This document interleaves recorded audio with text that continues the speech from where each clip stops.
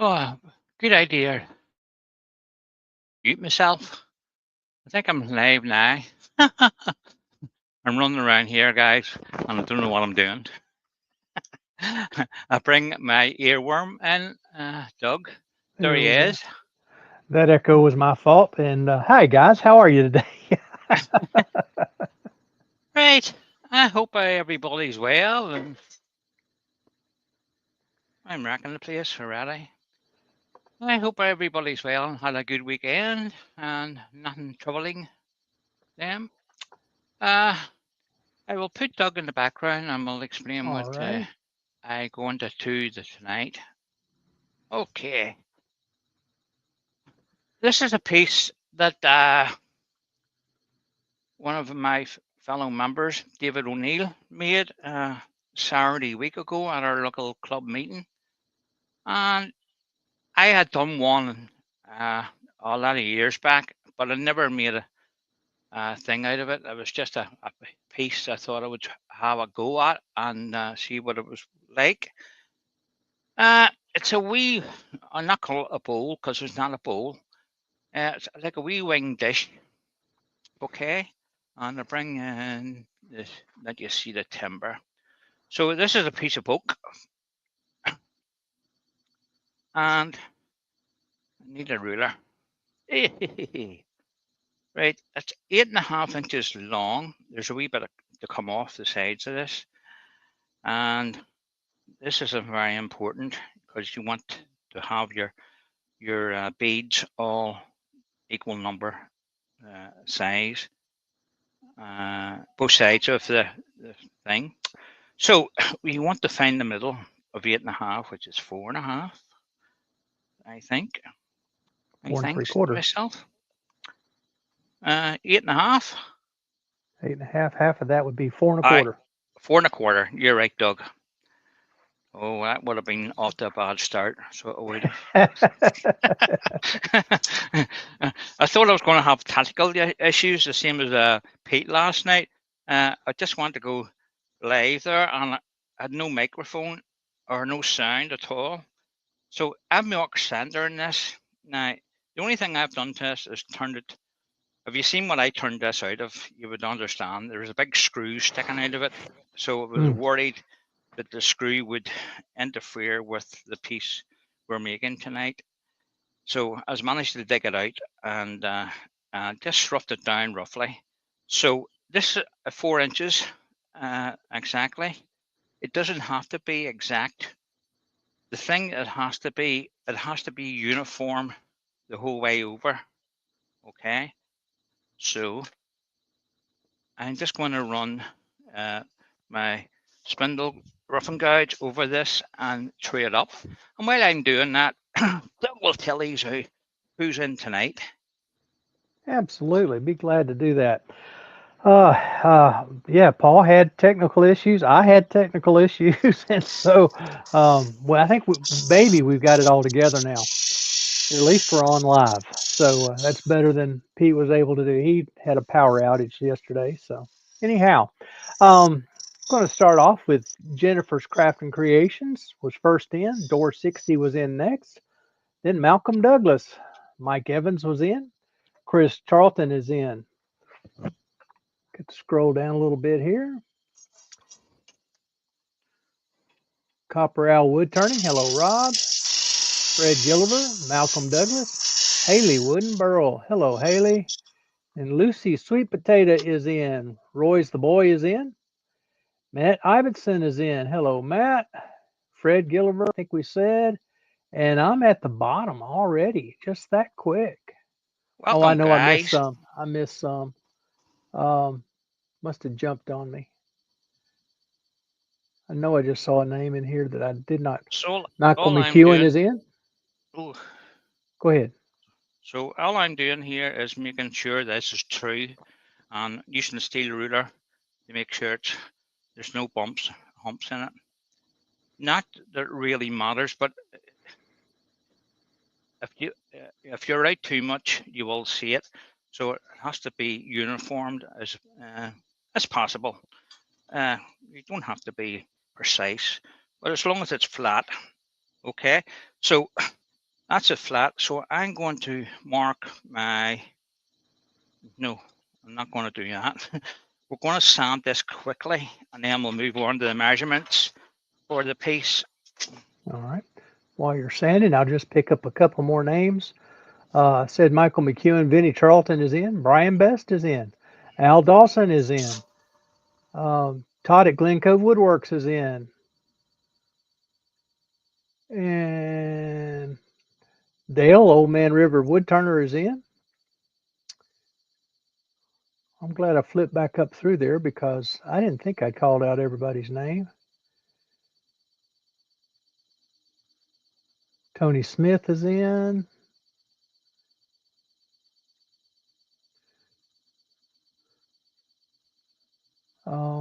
I think Bailey Woodworks is in. Hey, Bailey. Malcolm Douglas, it just jumped on me again. Okay, that Paul was Heighton. quick resand just to take all the roughness out of it. There you go. And what I'm going to do next is optional. I know David didn't do this when he was doing his piece. It's better we case of sand sealer on it. But I am. This is a piece of oak, so it'll be very dusty. And for those of you that are in the chat from my returning club, I am doing David's piece. He done Saturday week ago as a demo. Because I like the idea of it, and I thought, yes, that's a perfect live to do tonight. So I'm going to rub that in.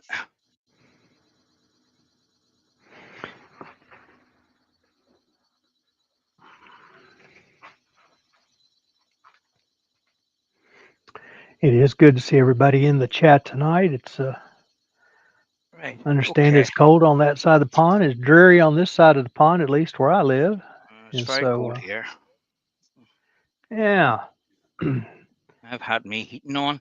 You'll probably see my wee red cheeks glowing. So what would I say? Right. There's a bit of waste on this, so I need to allow for this. It's just not a quarter of an inch on both sides, so I'm going to put a pencil line just there and mark that. Raymond Wise has joined us. How you doing, Raymond? Okay, so we'll mark that line. So we're taking the measurement from the line, but we need 8.5, which is there. So we'll mark that line in.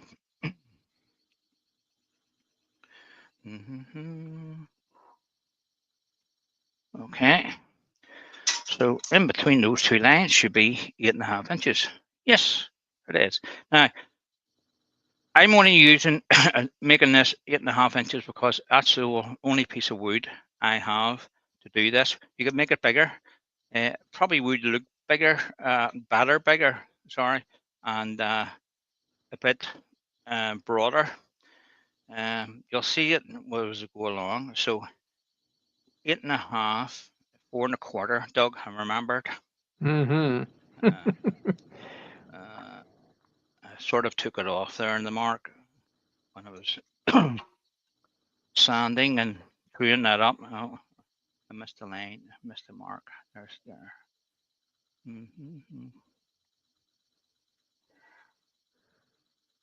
So that's the center. Okay, so all this is marked out using the beating and parting, beating tool. You can do it with a skew, but I'm not going to because I have this. Okay, so you want to mark this equal numbers of beads across this, both sides. Okay. Mike at Dances with Aardvarks is with us. Will work better if the right way up. So I'm just going to roughly mark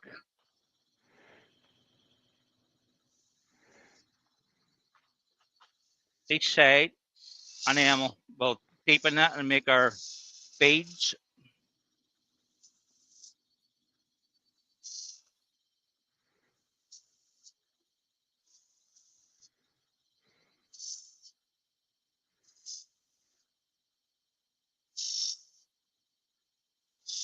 And the best thing about these wee beading tools, you can be exact with them. You know, it gives you the same mark every time. There's a couple of different ones on the market. What This is size rubber. cutter is that? That's a 1/4 inch. That's Okay. a rubber sorby one. All right. There's some different ones on the market that have a wee flute. And I believe David, when he was doing his demo, his was made out of an old spindle gouge, 1/4 inch spindle gouge. Mm-hmm. So you can make it yourself without going out and buying it. Now there's a couple of different sizes in that, so just whatever floats your boat. Now I'm coming to the line there, and you can see it there. I'll just stop that for a second. So if near enough, I can get an R bead in there on the same on this side. So I'm just going to put it in, and there'll be just a wee bit more waste to take, very little waste to take off. So you want to equal numbers on either side. So there we are. And if you're not sure, I'll just mark that one where the center was. And that took my eye off that. That's it there. So that's the center there. So just run the pencil line and we'll count 1, 2, 3, 4, 5, 6, 17. 1, 2, 3, 4, 5, 6, 7, 8, 9, 14, 15, 16, 17. 17 all present and correct. So now we can deepen our beads.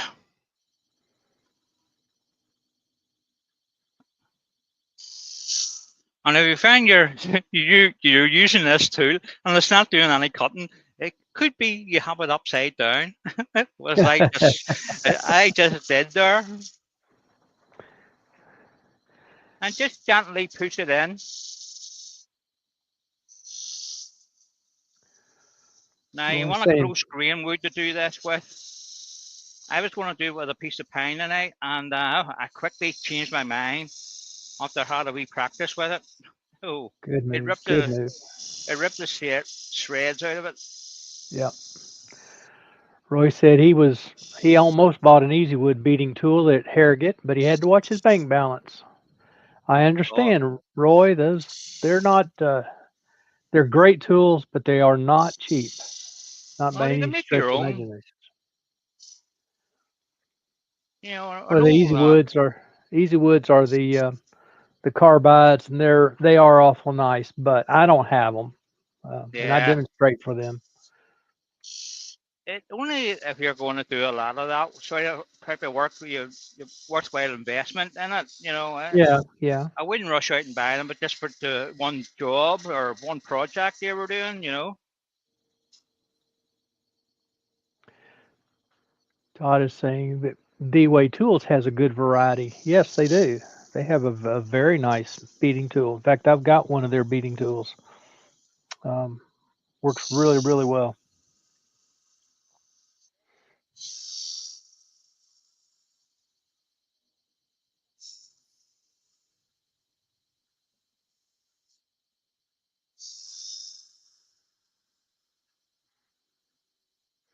And there is some, with every manufacturer, they have their own pricing schedule. The D-Way tools I don't find to be very expensive. I can't remember what the price on that is. I don't think it's very dear. Right.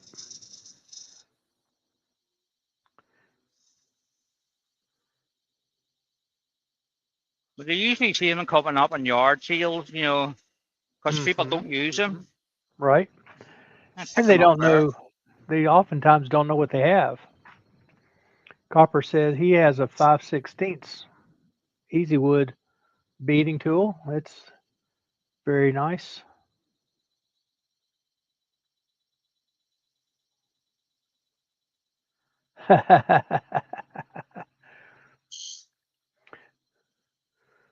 Roy had a good chat and a beer with Rob from Easy Wood Tools. Said he tried his hardest to get Roy to buy one, but he couldn't do it. Roy, I understand. I understand. Okay, so that's all our wee beads cut. So I'm just going to give, there may be one or two you want to touch up again. I just noticed a couple there. And just go over it again and give it, lift your tool up so you're facing down a wee bit more and it's sort of brushing the top of it. You will get a wee bit of tear out. That's to be expected. You'll not get it 100%, but the better you can get it here, the less sanding you're going to have to do at it, if any.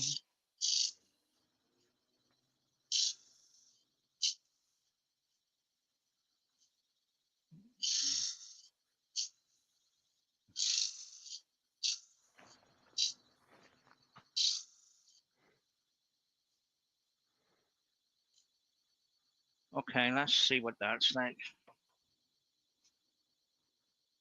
And there's no bad tear out in that. I'll just run the sandpaper over it again. No, I just turned that on by itself there. No need to do a really hard sand at this. I'm just taking the thing out of the drill. I'll just give that a wee quick once over. And then take it off the pad. Use, I think we'll go with 180. It doesn't need an awful lot of sanding. And just do the sides one way and then go back and do the other side. And that's why I put the sand sealer on at the start. It helps keep all the grain down. Maybe you won't get as much tear out. I don't know what it'll be like in other woods, but don't try pine. Karsten Pedersen has joined us. Hello, Karsten. Hi, Karsten. Welcome along.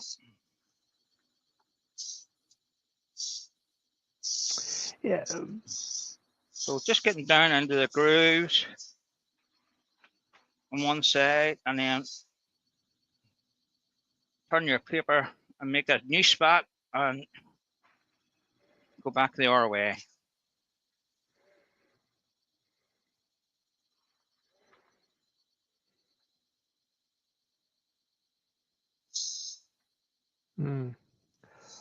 Mike had a good question. I have to think on that one a little bit, Mike. He asks, has anyone actually used their beading tool to make actual beads that could be used for a necklace, for example? Can't say I have. No. No, I have not. Of course, my beading tool is so small, it would be tough to do that.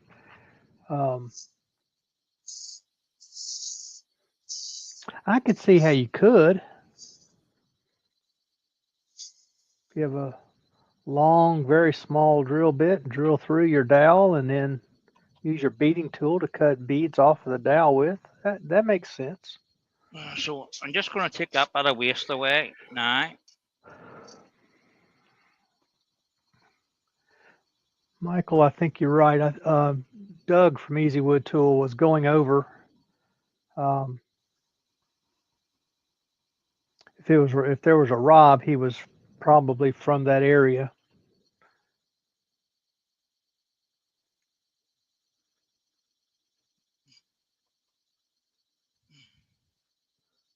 On the other side.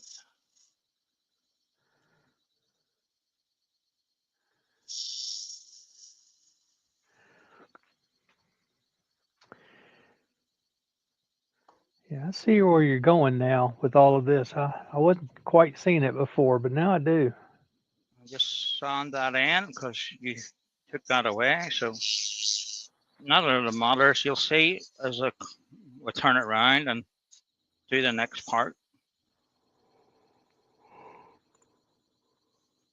So once more, we'll give it a wee last going over with the sandpaper because you won't be able to touch it again once we put it in the next position. So you want to do all your sanding now. Oh God, Yep. drop my sandpaper. Had to bend down there. My poor knees, I got it again.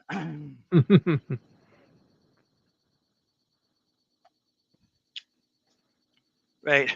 Just give it. I'll give it. Oh, there's a wee bit of terrorite. I just noticed. We'll have to fix that. I'll go back. Well, we want to 180. There's more or less a couple of beads here. And you will get that with the beading and parting tool. It will take a wee bit of timber out in places. Just the way the grains going and part of the timber.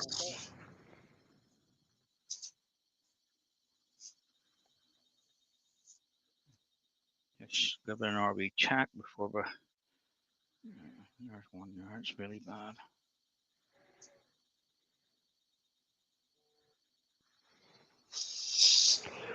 You kind of have to be careful about how you sand this too, because you'll put a flat spot on a bead if Yeah, you're not you put a careful. flat spot on it, so you don't want to do it too hard or use 80 grit because it'll just make a flat spot on it.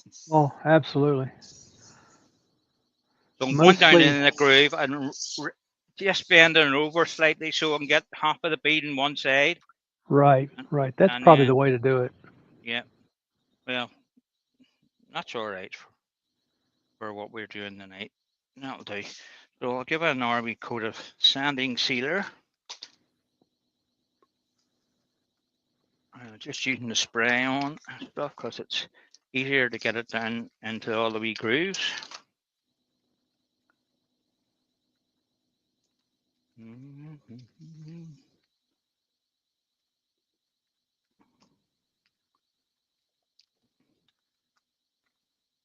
Yeah, that looks all right. Right, we'll get another piece of paper and we'll just try the access off that. Turn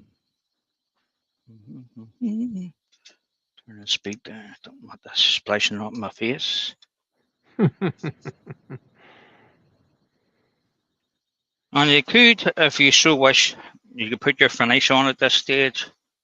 The one I made yesterday, I didn't do any finishing till the end and just sprayed it with just a lacquer and came out this morning and sanded it back and give it an hour coat, and it's not seemed to come up okay. So just whatever way you want to finish your piece, do it all now, because you won't get the opportunity to do this again. You know, all these wee. Well, you have them all going round at once. It's easier to do it now. And same I have it there. Well, may as well put a taste of wax on it. I'll just make it a wee bit better looking.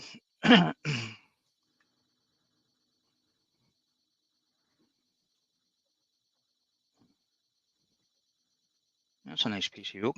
You want to see what I took this out of? Oh, you wouldn't believe the shape of it. And I still haven't got a new bandsaw blade yet. And I was using an old one to try and cut the best bit of timber out of this block of oak hard. And it was a nightmare. The blade was wandering all over the place. Oh my. Johnny Foster's joined us. How you doing, Johnny? Hi, Johnny. Welcome along. Just quick about a wee buff.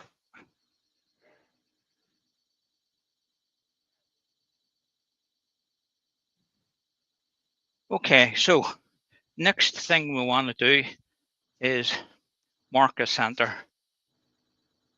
on the middle. And I'm going to put my pin into my unlock the spindle and bring the tailstock over. Now, I should have done this. I'll do it now and show you.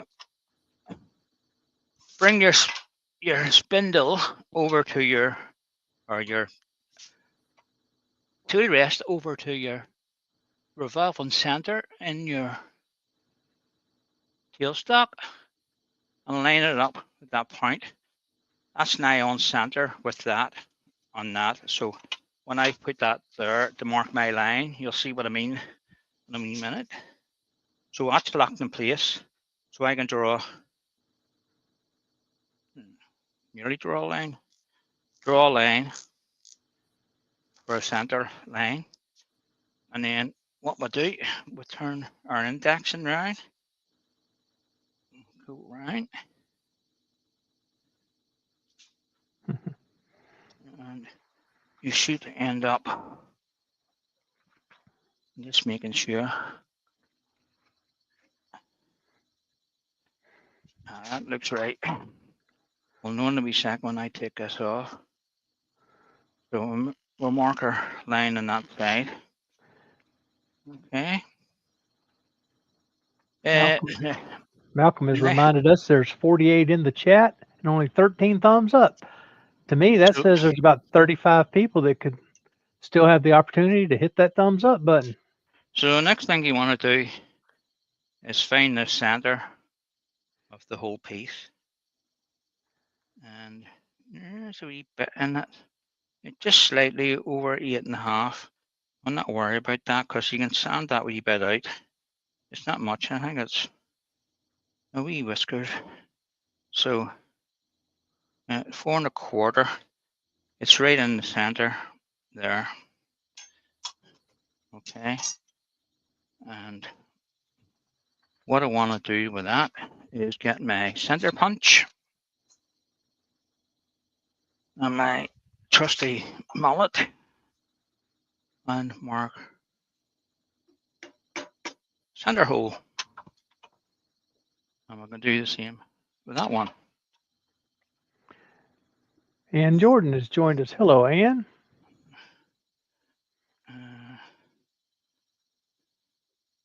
4 1/4. It's there.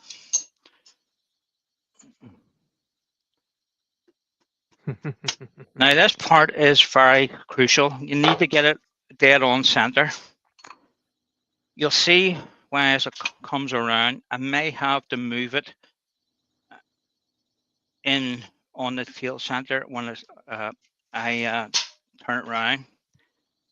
You have the opportunity to move it slightly, so you can usually fix it if it's not truly centered. I'm just checking this for my own, and that looks right. So we want to put our step center, and there our chuck. Roy asked, did anyone have a look at that big Woodfast lathe with the moving extended bed? They sell that lathe here under the Rikon name, and I have drooled over that ever since I first saw it. It's a good looking lathe. The more I think about it, the less I think I would need that lathe bed to extend out like that. Yeah. The extra depth that it gives you is wonderful. I don't need the length at all. Right. As you look at the piece, if you're off in any way, you'll notice it straight away as you look down. Okay. There's a center line there, and there's a center line there, and that should run right through your center mark and your piece. So that's us all. And we'll turn the speed down, give that a wee barrel. Yo, that looks all right. Okay, so this is the part you have to make sure your feet, fingers, and everything else is well out of the way. or you could chop them off. Okay. So I want to get, if I'm just going to use my bowl gouge for this. You can use the spindle gouge if you wish, but I find the bowl gouge works very well. So we are going to cup this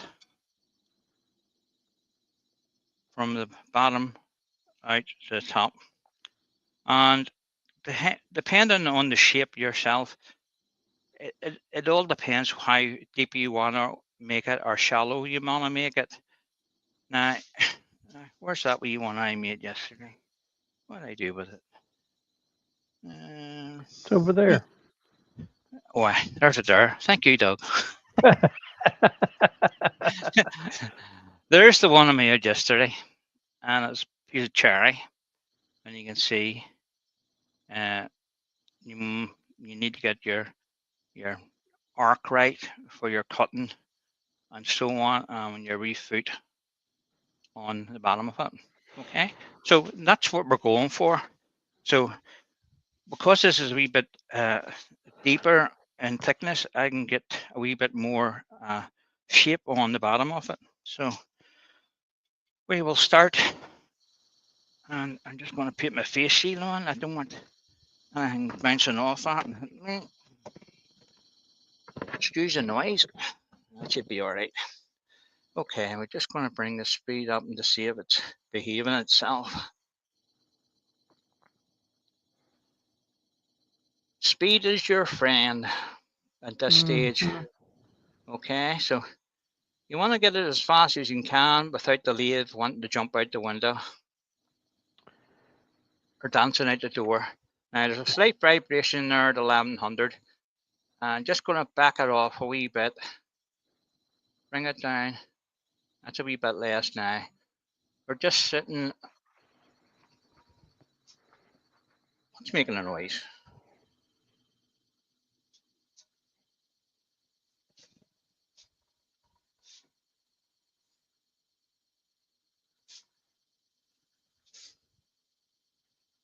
Don't know what that noise is.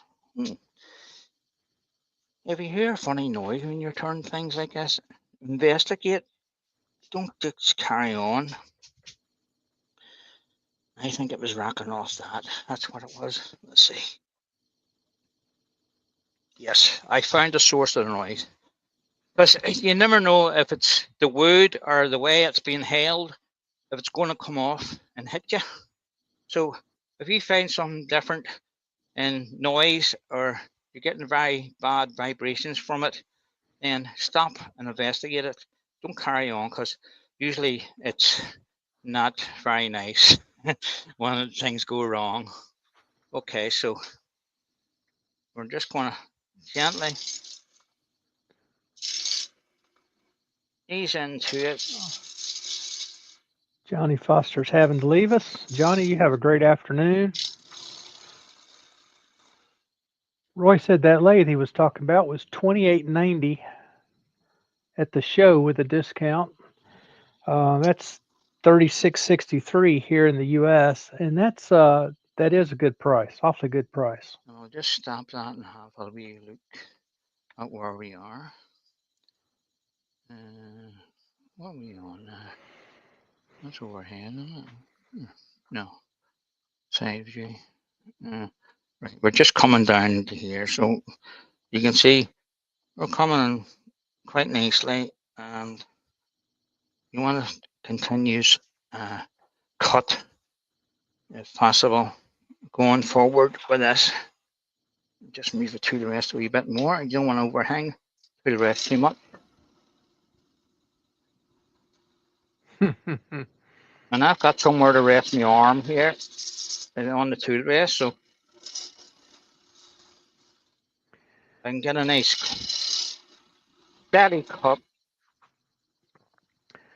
Copper said it took him all day a while back to realize he'd left a knockout bar in the spindle. Sometimes they'll sit there and just rattle and rattle and rattle, Yeah, and you never do know. Yeah, nothing happened.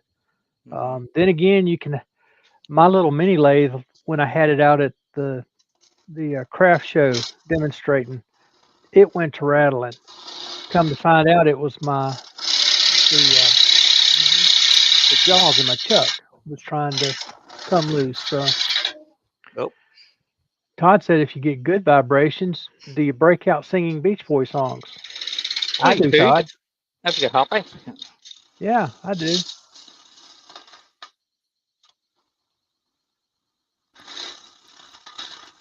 Beach Boys are still around. They are getting quite aged. They don't sound as good as they used to, but I still enjoy them.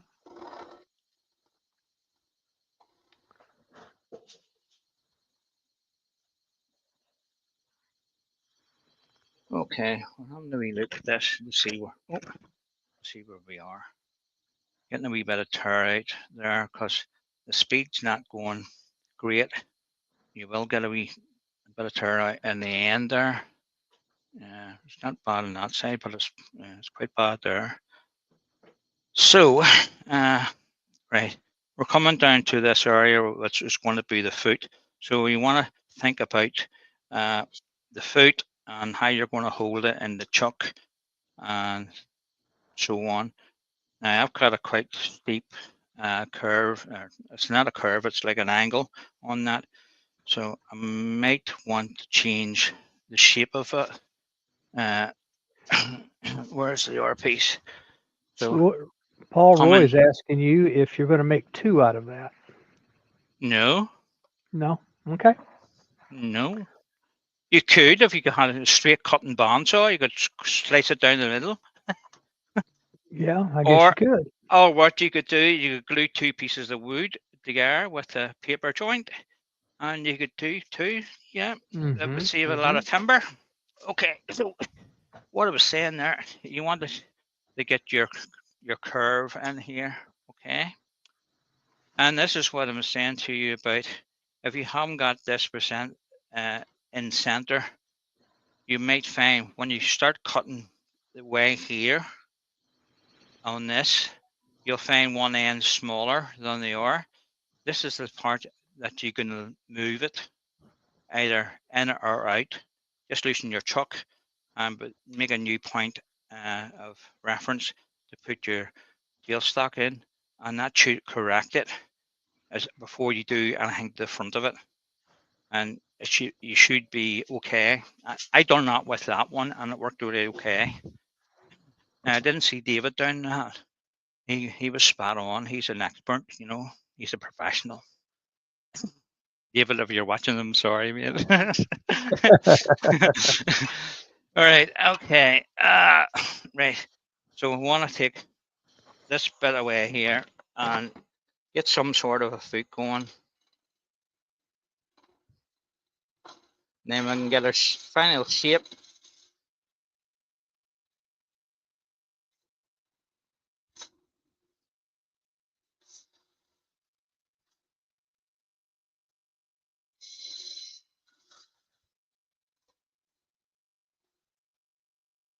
Right, let's see what that's like. So you can see it already there. I don't know if you can see that. Let's see, tailstock. You'll probably be able to see in the tailstock. You can see here, very little, big. So if you turn your piece around, it needs to come over towards me, okay? And the best time to do it is now, before you get any more cutting. It doesn't need an awful lot.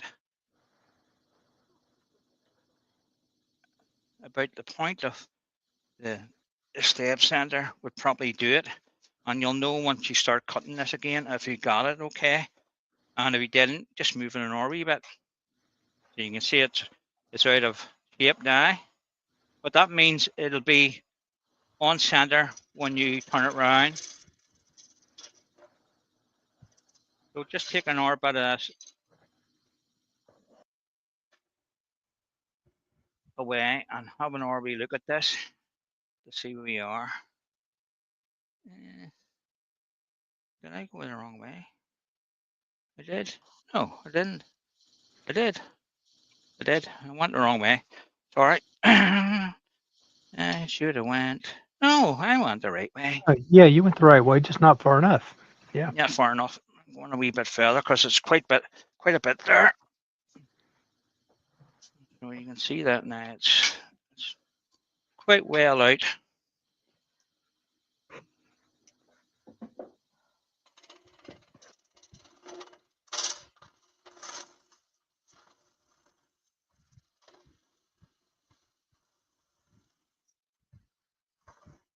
And if you're lucky, you'll get it first time and you won't have to do any of this. Now, that looks to be getting there. What we'll do is take a bit more of this away and shape that to see what sort of shape we're getting on this, because it tends to happen fairly quickly. I'm just going to increase the speed because I'm not getting a very good cut in that. Right, that's not too bad. It's like an airplane propeller taking off here.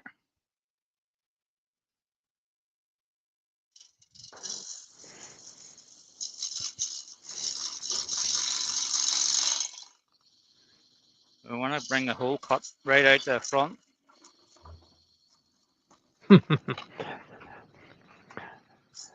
Todd says this type of turning begs a question. Does everyone have a first aid kit in their shop? And I would have to admit, no, I do not. And I would have to be honest and say, no, I don't. Yeah. Should. First aid kit and a fire extinguisher. I need to move that still. I'm not really got much Mike room says in that. Mike's got masking tape and super glue. Yeah, plenty of that. Yep, I do too. Masking tape, electrical tape, Gorilla tape, carpet tape. I'm just looking around all the tape I've got. I got tape all over the place. That should be it now, I hope. Because I couldn't be out that much. I don't understand how I was out that far. But anyway, we'll see.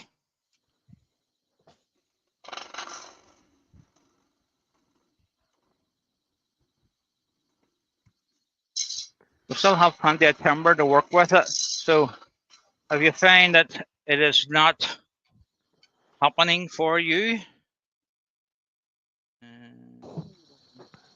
right, okay, I need to take some of that away, you see. And that's what's throwing me off. I'm looking at this big knob here, and it's in the way.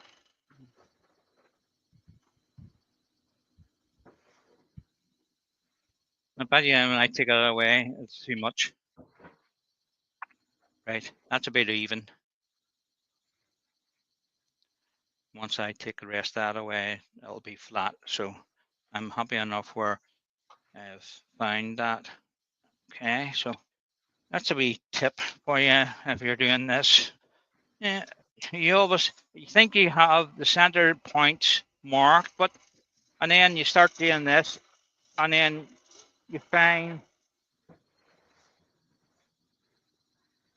it's not. So I'm just going to take it. Alan D has joined us. Alan, we're glad to have you. Welcome along.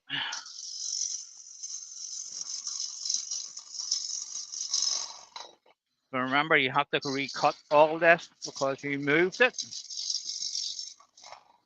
And that's why I say you want to do this now before you take too much timber away, because if you take all the timber away, you won't be able to move it. And that looks not too bad. I'm happy enough with the way that's formed. Right, I'm just glancing over at this one, what way I finished that. Right, so I need to put a tenon on this. No, I don't want to put a tenon on it, Paul. I want to put a recess on it because I had a problem with getting it hold to take the tenon off. So if I put a nice recess on it, I should be able to hold it in the chuck and make it a feature on the bottom. What do you do? Do you put a tenon on it or you don't? we'll stick a parting tool in it and see what happens. Yeah. Tendon can become your foot, or your recess can become your foot, either one. Yeah, I've done them both ways. I don't normally do recesses. I like to put a talon or everything and then remove it. Sure. But that's only my preference. There's nothing wrong with that. Nope.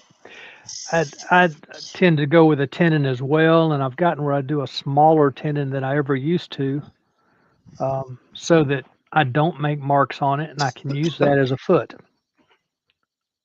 Okay. Now, do you see the way that came in? A very little. There's the beads coming down to the end. Turn that right, and the beads are coming down to the end there on the edge of that circle. So Lovely.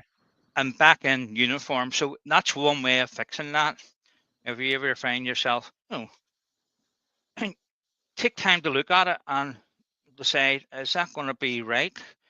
And usually you can tell between the two distance from here going out. And if it don't look the same, then you will want to move either it in or out. And that's a way of getting around it, which I found to my advantage yesterday. When it's always good to do a wee test piece. Especially if you haven't done things like this and you want to try it out. Right, so the thing about recesses as well, we have very little timber at this point and this point. So all our thing is here.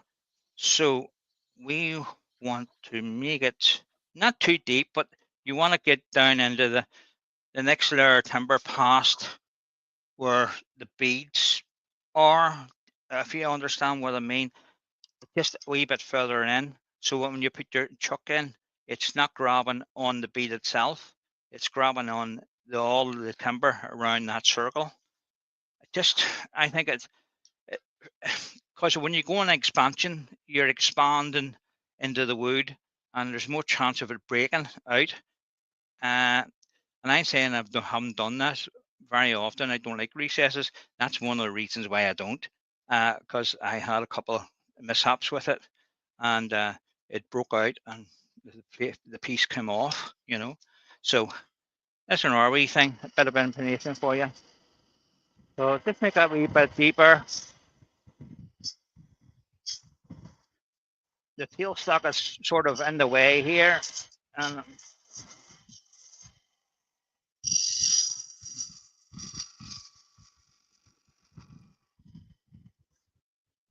that should be okay now. So at this stage, we want to try and get a finishing cut on this. I want to bring that round a wee bit more. It's a bit of a bump here.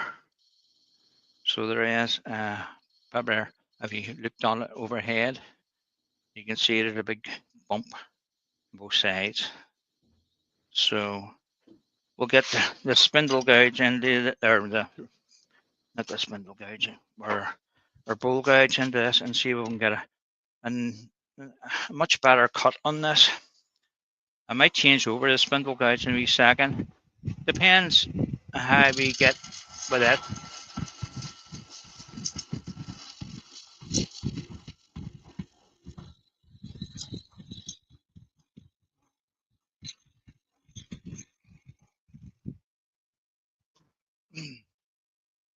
Maybe you shouldn't have picked oak, because well, that's not too bad. That's cleaned all that tar up as well. So I might change my mind about the tannin, because I've got this end, and I'll show it on the other one. If you look at this part, because I have that tannin that's sitting down a wee bit, so when it's on its flat, you'll see all of the rim going around on the circle. If I have it like that there, it's on its flat, and you don't have any upstand for it to set up and look proper, if you understand. Right. So I'm going to change that and we'll just go over the tannin, and I'll work something out to get the tannin off later. Right, so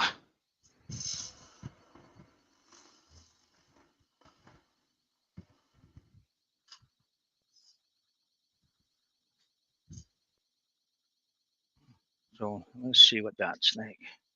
So we'll afford to go a wee bit more because we're going to have to cut that. So I'll pick some more this way.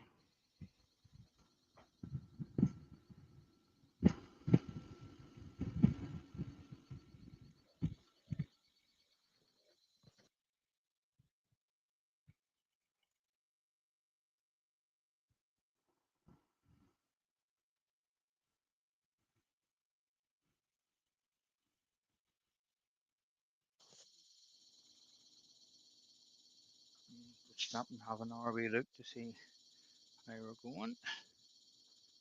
And that's not bad. It's starting to come around now. There's a nice arc. We could take another cut off it. We want to get in this flap bit here.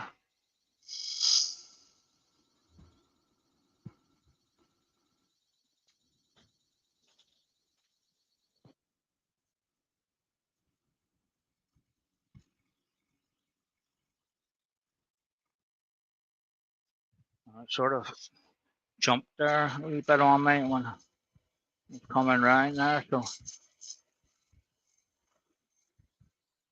just rectify that. Right, that's coming nicely round both sides. Still there's a wee bit of chipping out, but I can usually get that with more speed to get a nice finishing cut on that, and then we can sand that. Just need to make that a wee bit flatter. Yeah, I do. So I need still to take timber back from here.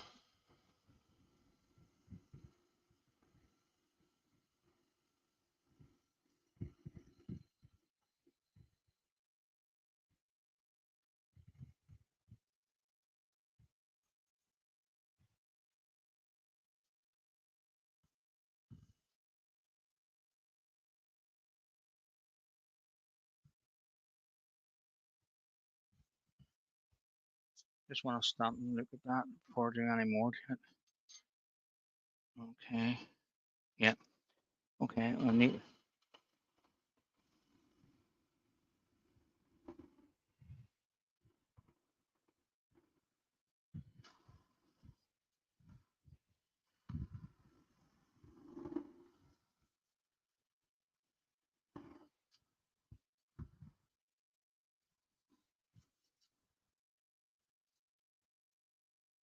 Just taking more timber away from the bottom of that to give me a better position on that. Yeah, that looks a bit better. Yeah.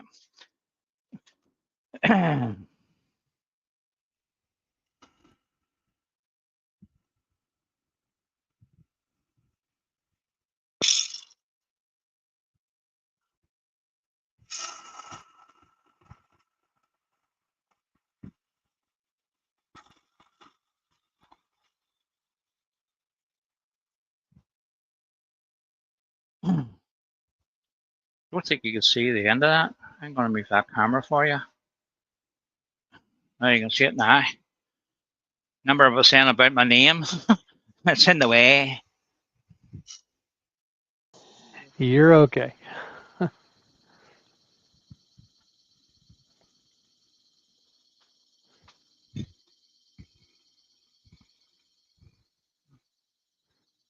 Right.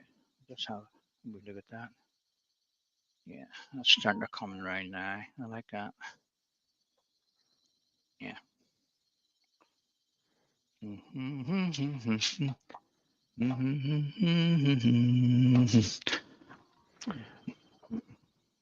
Rob says he loves dropping the handle down low. Yes, I do too, Rob. Really allows that tool to cut and slice through that wood very nicely.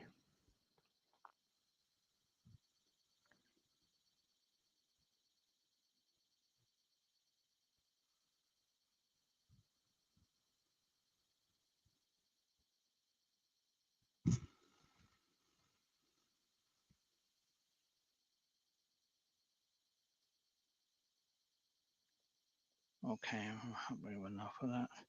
So I want to tidy that tenon up now at this stage. I just use the skew to.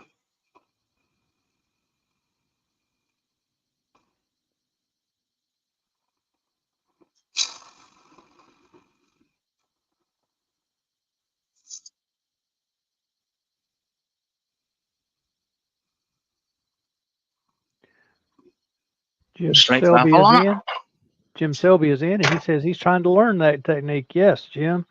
Handle low, letting the tool have a easy time shearing through the wood reduces your sanding tremendously. Yeah, it helps you get a better cut on the spicy oak. Right, I need to tidy up, so I'm just going to turn the speed up and pray here. Right, up to 800 revolution or 1800.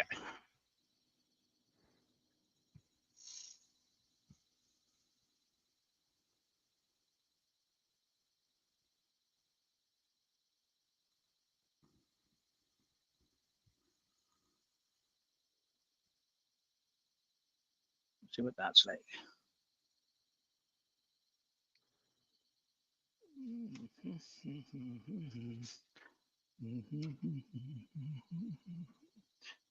That's not bad. They're nice, continuous arc there. It's a wee bit deeper there, but I'm happy enough with that. So I'm just going to leave it at that. I'm going to sand that. And then we'll get it turned around the chuck. Move on. So, sanding can be a bit of a nightmare when you're doing things like this here, because you don't have a continuous piece of wood going around. You've got a big space, and if you do it right, you should be able to use your drill and still sand it to the extent. So you need to be down and coming up on an angle. Oh, Professor's joined us. Hey, Professor. And just slowly move it towards the. And just took my hat off. So Straight down. it's better doing that than taking your fingers off. That's coming on nicely, but nobody was hurt, and as long as you do it right, you can sand it, and then you can stop it and sand it by hand.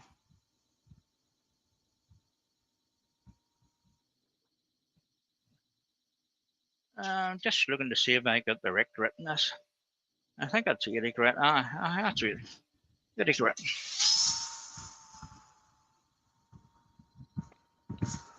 Rob at Klingspor has joined us. How you doing, Rob? Welcome along, Rob. Rob. And that's one I'm going to have to fish out of the extractor later. No, it dropped straight down. Yeah, it's went straight in. And that's it's the only thing. It's laying there on the floor. It's laying on the floor there, right at your feet. Over there. I thought it was down the extractor. Oh, yeah. Good. We saw it. I don't have to hunt in that big bag of dust then. You know what's wrong? The Velcro on that, it's not great. It's gone, isn't it? It's gone. And see, as soon as it knocks it, it just comes it off. So I've loads of our arbors here, so we'll just change it over to one of the R ones. Right.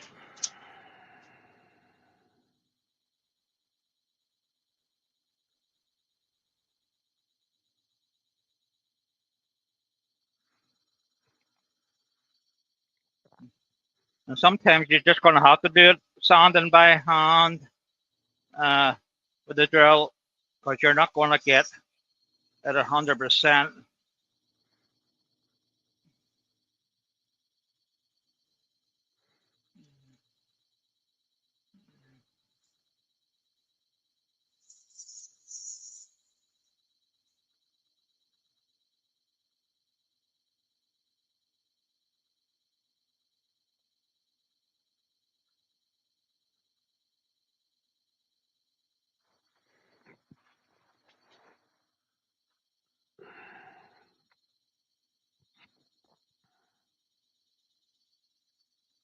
Just get the inner circle bit because that's all wood, so you can get that bit. Not going too much more sand into it. That'll do. We'll give it a coat of sand sealer.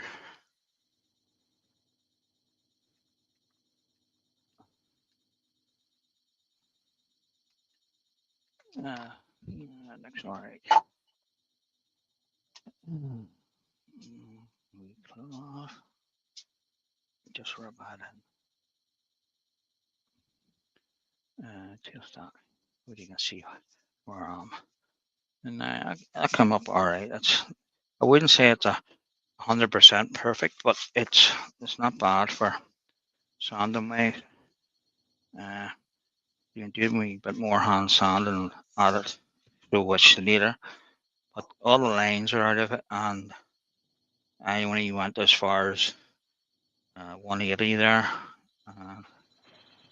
Used to 80 grit to take all the roughness out of it, and then I'll do that.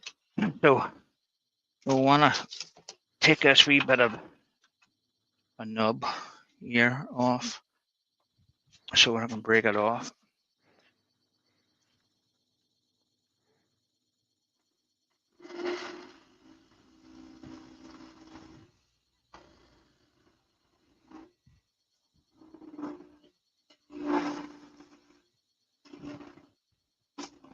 And just be careful at this stage. You don't want to go too far with it because what could happen? It could just break on you, and the next thing you're wearing it, you know.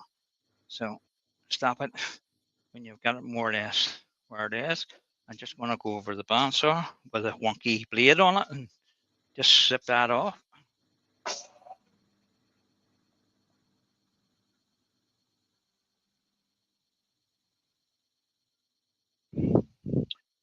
There we are. That's that cut off. Give us a flat end. I'll just get the key here and get the choke key out. Yeah. Step that, right? Okay, I might have to change chucks. I found this out yesterday when I done the other one. I made it kind of too small. Oh, I'm all right there. I've done well there. And all being well, you should line up with that hole because we moved this to get it properly centered. So in theory, the point from that end should be 100%, and it is. You can just see that there. No, you can't. Now you can see it in tailstock, but maybe if I bring it a wee bit more, just to show you. There's the hole there, and there's the point going in, and it lines up perfect. So Good deal. there we are. So so just where you can bring the tailstock up while you have it at this point, and until you get all your timber taken away, because you never know what's going to happen. I'm not worried about these ends. We're going to sand those at the end by putting a sanding disc on this and just flatten the straight end. Or if you had went to the top of this with your arc, you would have been ending up here somewhere. Because I had the extra thickness in this piece of timber, it didn't end up the same as that one, where it ended up on the last bead. But never make two of the things the same. That's my motto. That's right. Okay, so we want to take some of this timber away. Down my face shield again.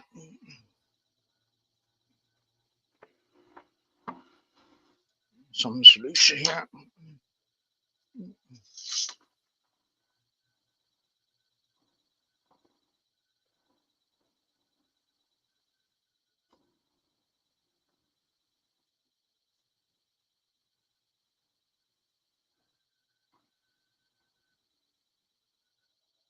And just be wary of this spinning round next to your hand here, because you could easily slip off and next thing you have a sore hand.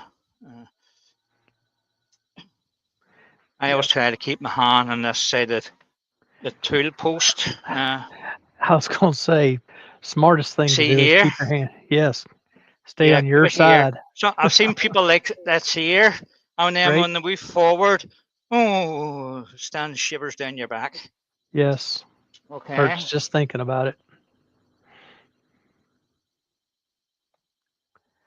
It's part of where that first aid kit that we talked about earlier comes into play.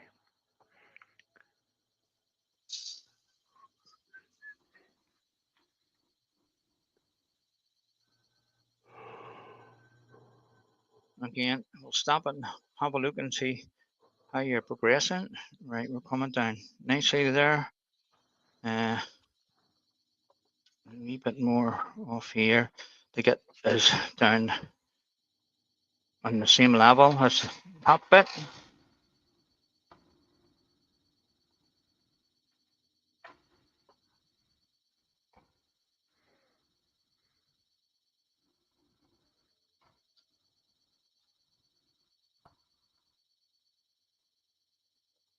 Now, the same opportunity here arises. You don't have to take all this away.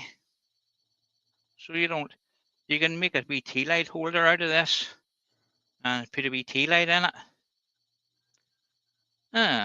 That's an idea, Paul. So the opportunity's there. You don't have to take it all away if you don't want to. But there's always a design opportunity that arises if you're turning something and you can change your mind. It's okay to change your mind.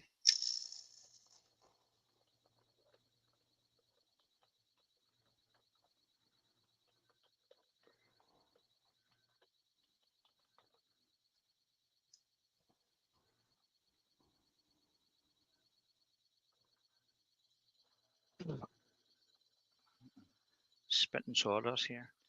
So we're starting to come down into that. So we want to be a bit thinner. I would say just over a quarter of an inch. You want to leave a good bit of timber. You don't want it flexing too much. So always do the top side of it first before you take the center out of any piece. Like that's where all the stability is in it. Once you take the center out, you'll find it moves a wee bit more.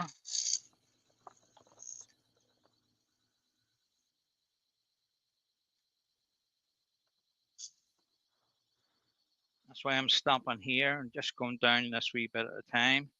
So I'm coming down there. That's too bad, but just move that tool rest in a wee bit so I can use my finger to gauge this. Where you can sort of see the shadow as it turns around.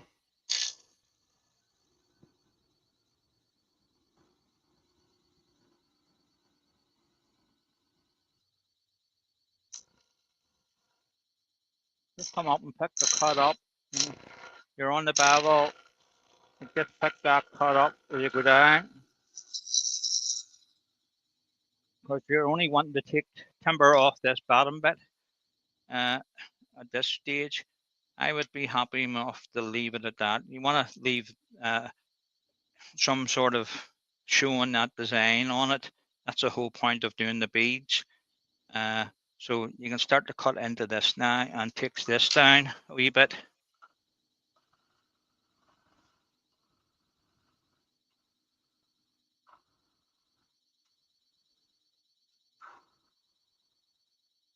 We'll just see where that has taken us to. So it's coming down again. We're getting there. They're almost coming around the same arc as the bottom.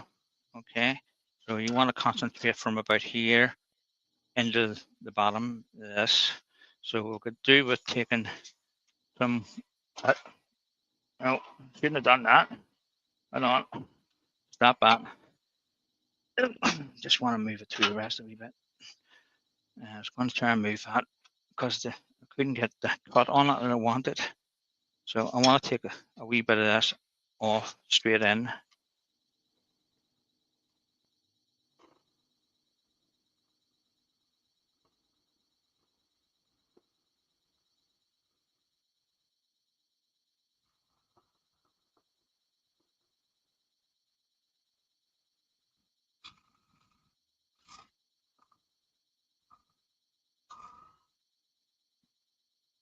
Okay, let's see where that has got us.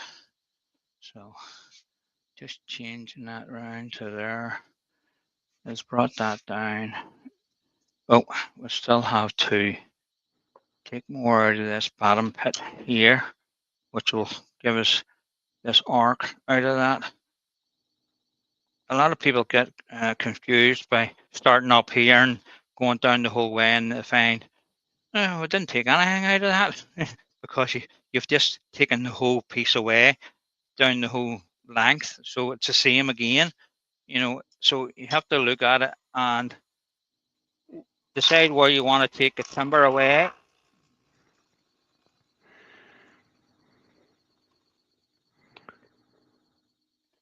You probably notice, folks, you can actually see where it gets fatter and Paul was able to see where he needed to take it off.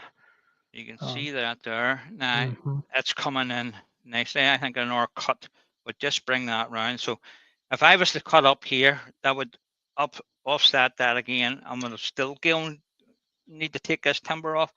And before you know it, you have nothing left here to Right. take off. You know, you ended up with a nice thin piece of wood rather than having a piece. So just riding the bevel here, pick the piece up.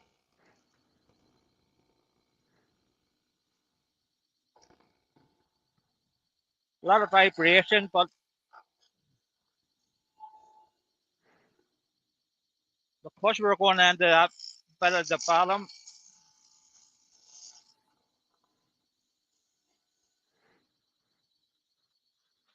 we're only interested in the bit in the bottom. So even though that's rubbing on the bevel, that's not taking any timber off there. You're doing nothing with that.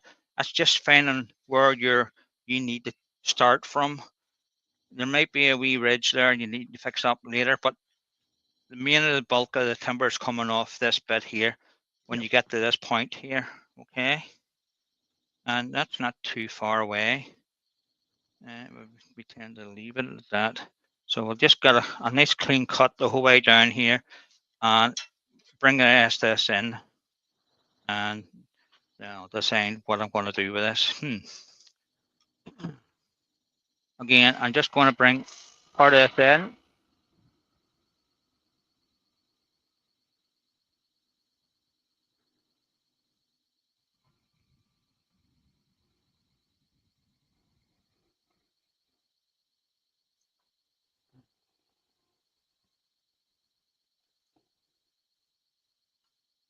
Again, we'll have a stop and look. And stop as many times as you want. It's always good to check it and to see where we are.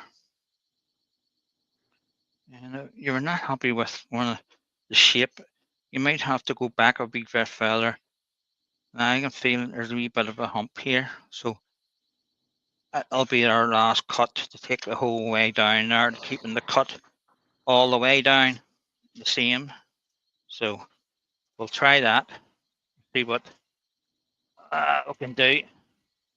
So I'm going to turn the speed up again. Speed is your friend when you're turning something like this. Now it's sitting at 2000 RPM. Al suggested it might be nice at this point to kind of change and make it a lidded box. And that could very easily be done, Al. Yep. Very easily. So, just depends on what you're looking for. Yep. So the noise will change differently because you're getting more speed on this, and as you cut into that, the sound will change. So just be aware of that. Some people get concerned when they're looking at it and hear all that noise.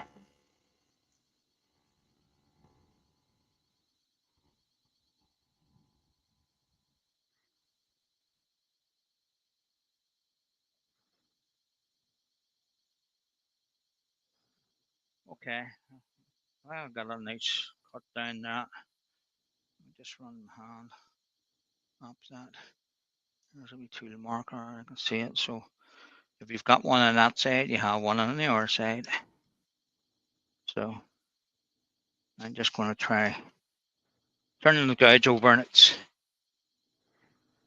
and use the wing of the gouge just to try and bring that in. And sometimes it works and sometimes it doesn't, but you're only taking very light pass off it. That's a shear cut because you're coming down on the angle of the gouge.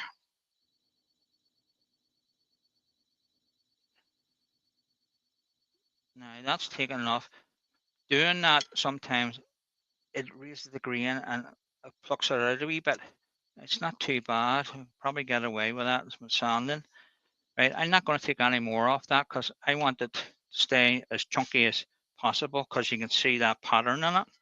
So I think I'm going to make a tea light out of this. I think that's the best thing to do with it. So we'll take this bit off and then remove the headstock or tailstock and let me get into the front of it because I'm sort of hampered here because the tailstock's here. So we'll take most of this timber down, but don't need.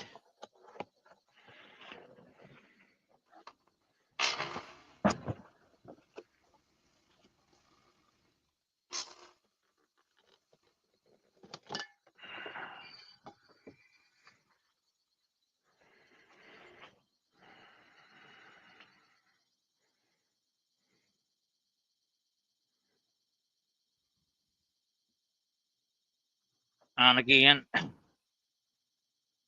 parting tool, we'll just take a wee bit of that off and we'll break it off.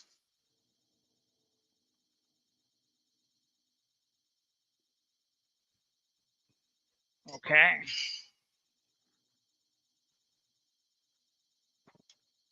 So you should be able to, oh, there you are. I thought it would give me more resistance than it did. It just came off. So you can see that now that we're going to make something out of that. So what we want to do is grab your tea light holder, which is a wee grass insert, and that's just big enough for that.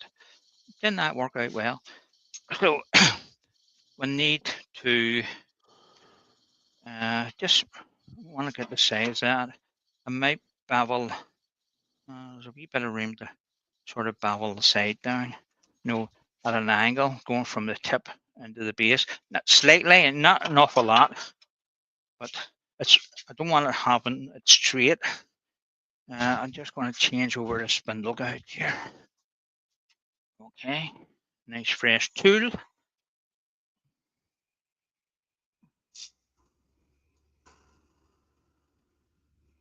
I'm just initially trying to get a feel for the bevel of it and then take it right down.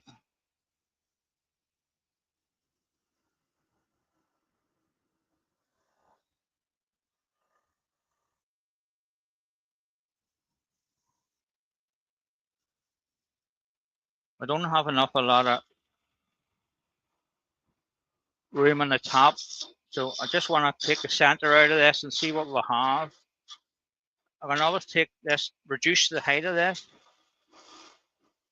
but I cannot add anything to the width. So if you're going to do something like this, you need to do it at a stage where you know that you're going to have the timber to do that. Okay, so that'll be all right. So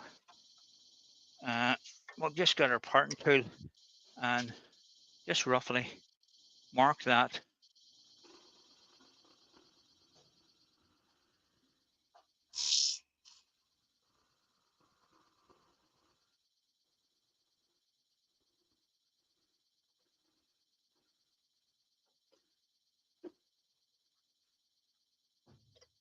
Okay, I know that's not big enough, so I just wanted to take that bit of timber out to see where we are there. And Oh, that's fit. So you want that to go down quite a bit. We can always take a wee bit off that if we want, if you think it's too big. Everybody has their own sort of mind on things like that there. Some will say if you look at it from above, when that's sitting in it, it needs to go down at least a quarter of an inch to sit properly in the bottom of that. The last thing you want is this falling out with a candle on it lit, so you want it well seated into the bottom. So remove some more timber.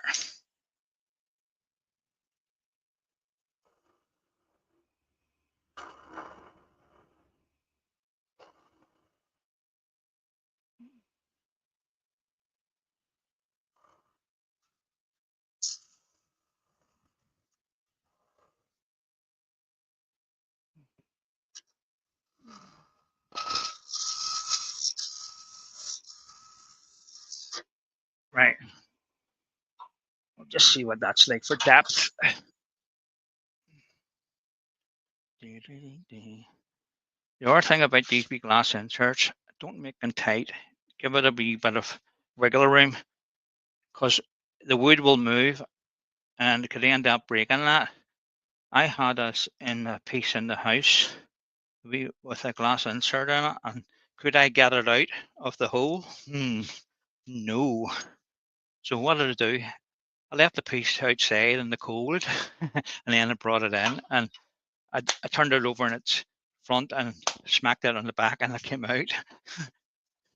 There's always a way of fixing things. So just want to straighten that up and tidy the bottom of that up.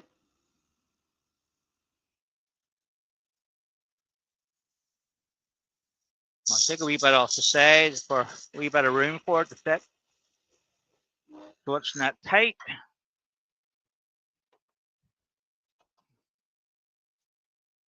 Okay, and that's about the right depth for that. I'm happy enough where it's sitting. And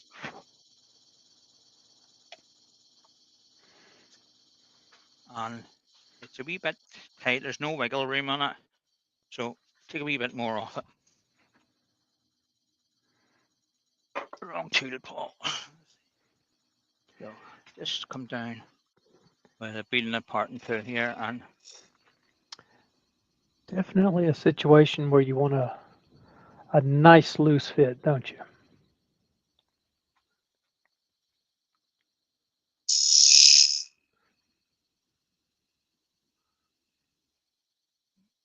just clean the top of that up as well, so it's nice and flat.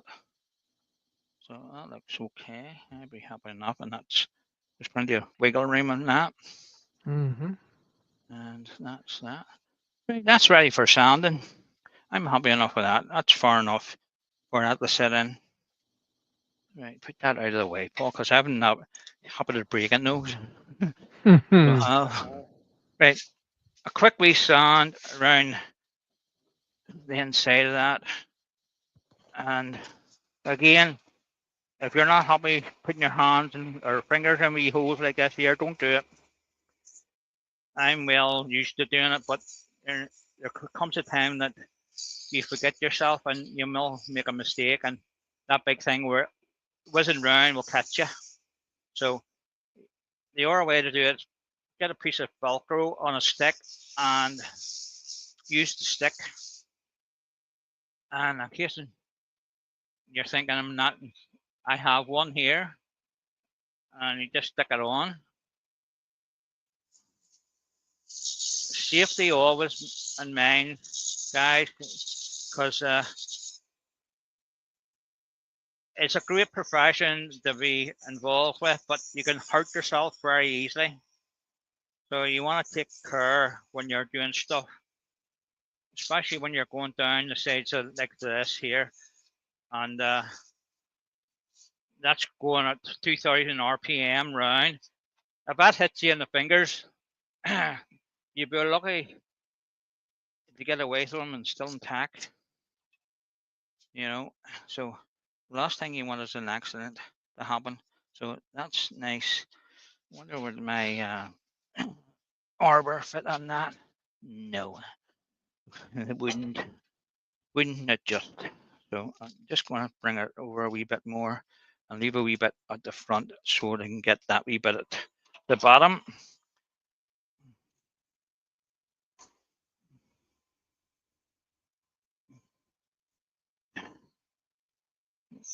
You might say to yourself, nobody's going to see that wee bit, but believe you me, people have taken things out of things and put their fingers in them and to see how it's finished in the inside. And, you know, a lot of the people that's wood turners, we all do it. You lift something up off the table and we'll have a wee feel around to see, oh, how's that hollowed out in the inside? Is it all nice and round inside? That's not too bad now. So we need to finish the wings of this. So, what was that? 120. That's 80. So let's put the extraction on.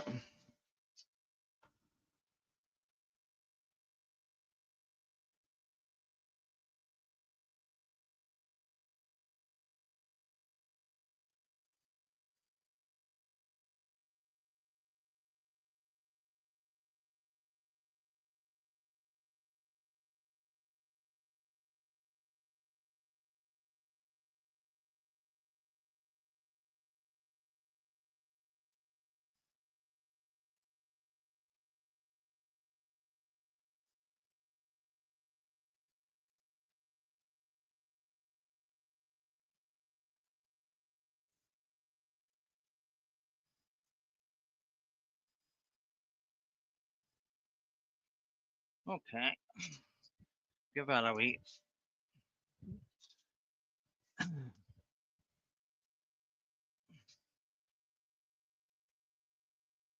That's not too bad. A wee bit slower.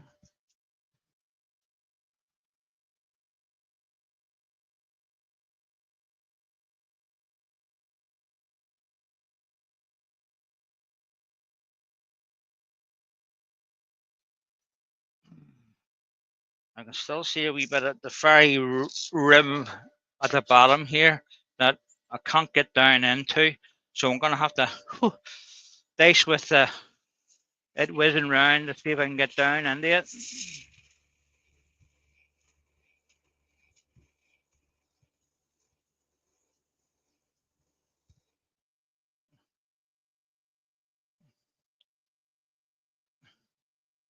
Right. Now I need to do it on the R face, which is the bit it's whizzing round. Just go easy. The stick wouldn't be able to help me here because it's not getting into that wee crevice where the two meet.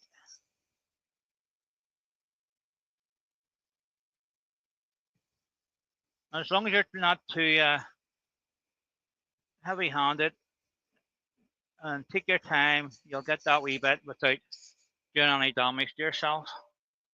I know it looks dangerous, but some things you have to do to get things right.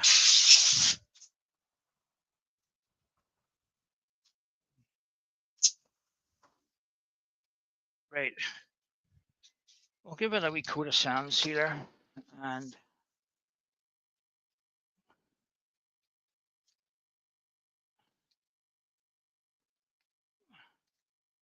that's the best about the spray can. You can just spray it all over it.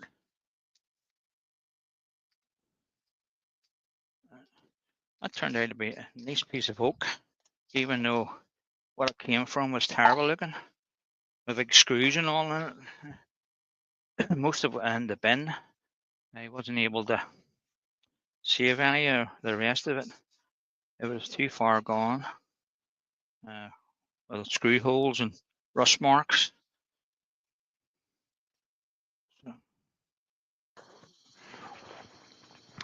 I find it pretty interesting with oak. You can have half the log that is absolutely useless, and then the other half will be just as solid as it can be, not a mark in it. Yeah, It's just it amazes me how it can do that.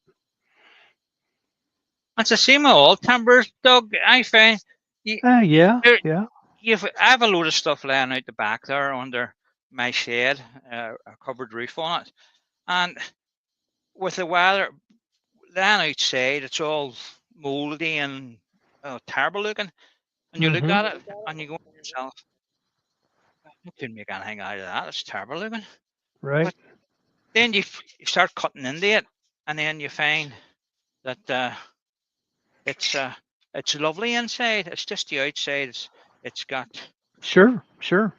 uh, the patina of being outside in the weather, well, not in the weather, but undercover Hmm. outside, and it's got all dirty and mouldy looking.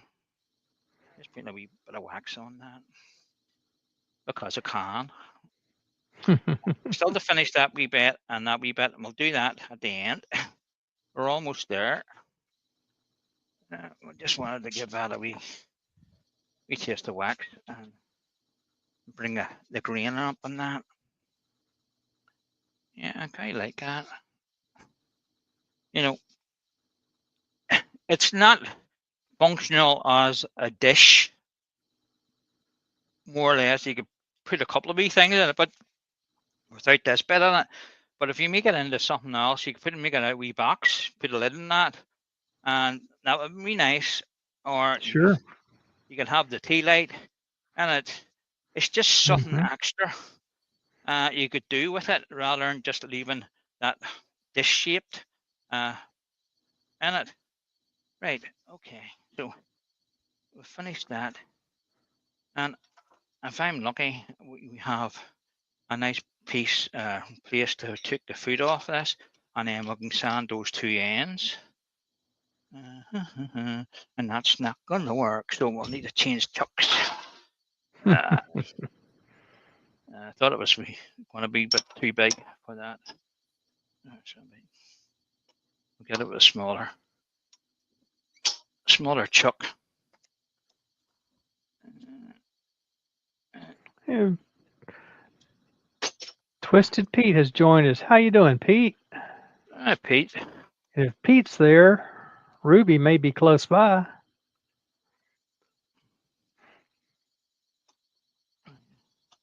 that's that. So I'm hoping this opens far enough to get the hold of that, just to tidy that bottom up. Oh yeah, it will. Good deal. Just so we just want to tidy the bottom of that up and give it a wee bit of a sand. Oh, spindle gouge for that. I'll turn the speed down now because it's in compression and we don't want it flying off. Okay, so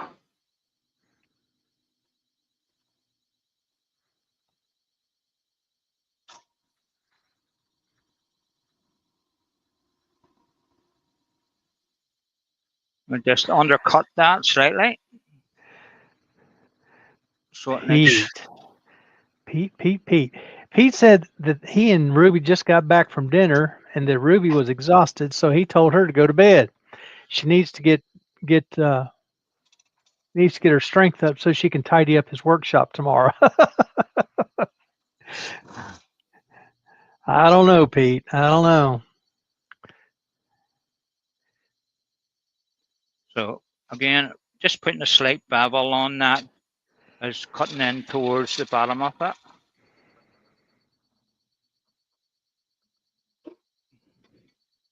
And we'll just quickly sand that.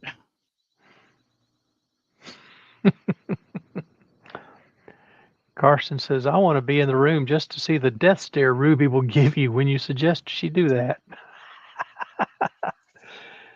But Pete's power is back on, he says. Didn't really find the cause, but everything is working fine now. That's great. Glad to hear it, Pete. I think you just threw the breaker so you didn't have to do it yesterday.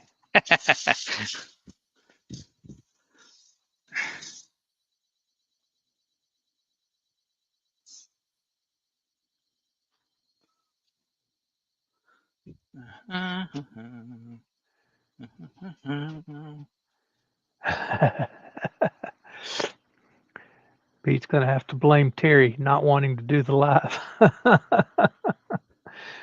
Okay. Fair enough, Pete. Fair enough. And we just put we mark on that.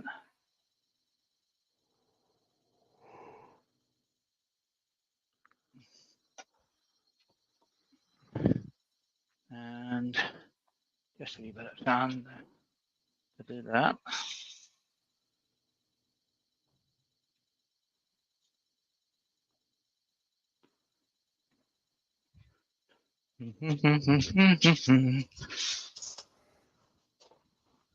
Right.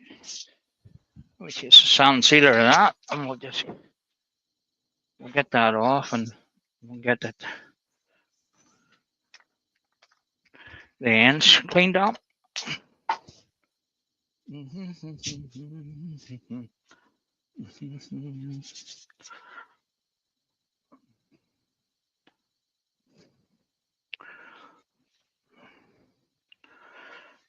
Yeah, that's good. So, chuck key.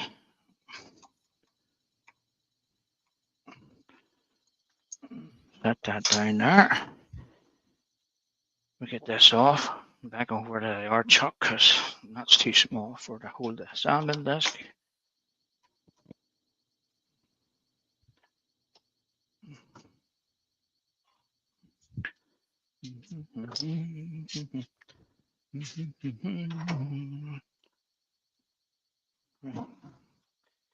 So we don't need that.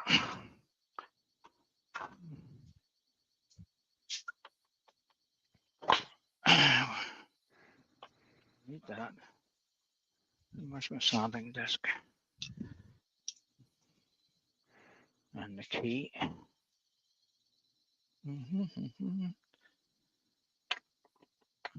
Right.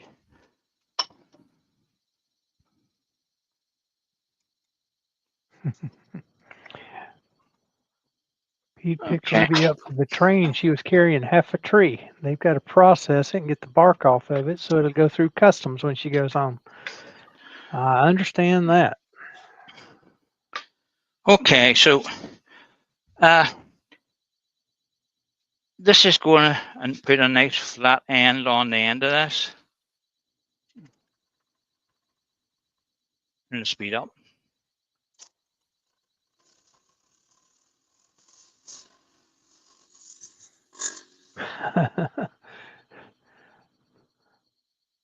Michael asked which end of the tree, and I'm not sure it matters, Michael. If it's half the tree, it's going to be a whole bunch of wood. Oh, what kind of tree? Never mind. Tremendous. Is she allowed to take trees into Canada? Well, she can take it with no bark on it. All right. So they're going to have to work it all up and get all the bark off. It's some yew, so she will be a happy camper for a little while. All right. Oh, you see those programs of customs stopping people? Yes. Different things.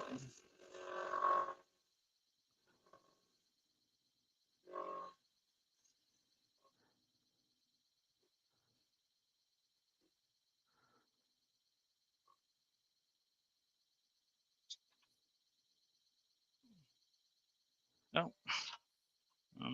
Need to put that on again, Paul. Didn't mean to do that.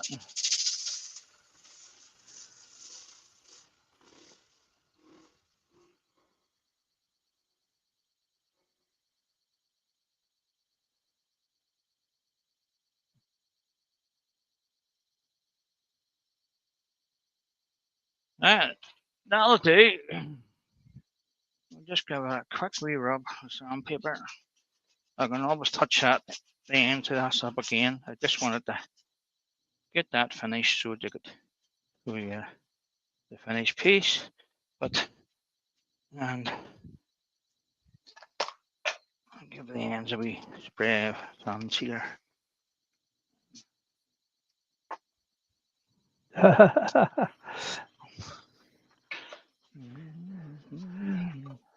Michael says yew grows on the west coast of Canada, but they tend not to share. Um, if it grew here in Kentucky, I would be tempted not to share either, Michael. I think it's just beautiful wood. There you are. A Very nice, nice. nice winged tea light holder, which was going to be just an ordinary. I've lost the oar piece, Doug. There it is. It was going to Over be there. something like that one, but that's the one I wanted yesterday. And I Yeah. changed the design on it, but the idea is the same. You work your beads out and all the process in doing that, and then the design is entirely up to yourself. If you want to go more round, you have to go more of a curve on it to get this shape, you know, and that way. But there we are, piece of oak, Very nice. and we beat it front and back, and the edges are just sanded flat. If you wanted that to go right up, then as I said, you would make that rounder at the top to make that. But anyway, where are we? Well, bring you back in. So there we are, everyone, and I hope you found that of some interest to yourself. And Absolutely. I'm just trying to find myself on the camera here. There you are. Lots of And like nice we, compliments. So and like a wee red beetroot here. The face is all red with the heat. I had the heating on for 2 hours this afternoon, heating the shed up because it was freezing when I come out, and you couldn't have stood out here. I think it was cold. I think it was colder in here than it was outside. Yeah. You know. So there you are, guys. A nice wee project to get your fingers into. Literally, do it out of a piece of more dense wood. You want eliminates a lot of tear out and stuff. If you do it on a softer wood, like pine or something like that, there, I think it would. Well, I was going to test it out in that piece over there, and it's still in the corner now. It's going to the bin. And once I stuck the beading tool in it, it just disintegrated. It just pulled it all out. There was nothing left of a bead, Right. So your timber of choice is a good one to make, and do a test piece before you commit yourself to a nice piece of wood, and then you can iron out any pitfalls along the way, as you do sometimes. Piece of pear might be very nice for that. And there's my friend. He's been sitting here waiting to make an entrance. There he is. Very good. Very good. That's my friend. He's been sitting from last Christmas on sold. There you go. There you go. So he's going to my daughter. She has school are having a pop-up market on one of the towns and near our school to raise money for the school. So I said I would do some pieces, and well, I didn't say I would do pieces. She more or less blackmailed me into it. So I have to get those ready. Paul says, Alan says, don't be so soft. No heat here. I've been in production turning spindles all day. Work fast enough and you don't feel the cold.